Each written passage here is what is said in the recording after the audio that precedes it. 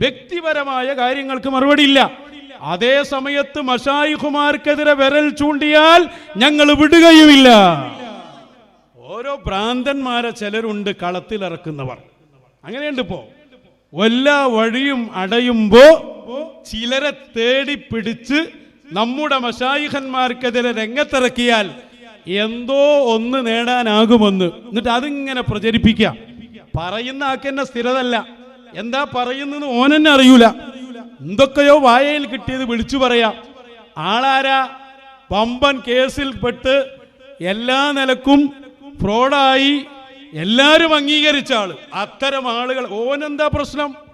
ഓനിങ്ങനെ ഏതെങ്കിലും ഒരു ലെവലിൽ ഇങ്ങനെ വരുമ്പോൾ മഹദിയാന്ന് അംഗീകരിച്ചു കൊടുക്കണം, ഓൻ അതാന്ന് അംഗീകരിച്ചു കൊടുക്കണം. അങ്ങനെ അംഗീകരിച്ചു കൊടുക്കുന്ന പണിയല്ലത്. ഇത് ദീനാണ്. വളുവിൻ ഇലാഹിയാണ്.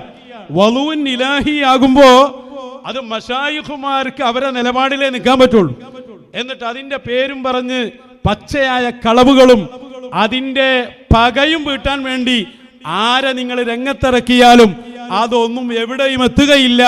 അതും ഞങ്ങൾ ആദർശപരമായി നേരിടേണ്ടി വന്നാൽ അക്കമിട്ട് തന്നെ മറുപടി പറഞ്ഞ് തള്ളുക തന്നെ ചെയ്യും. ആരും അങ്ങനെ ശ്രമം നടത്തണ്ട.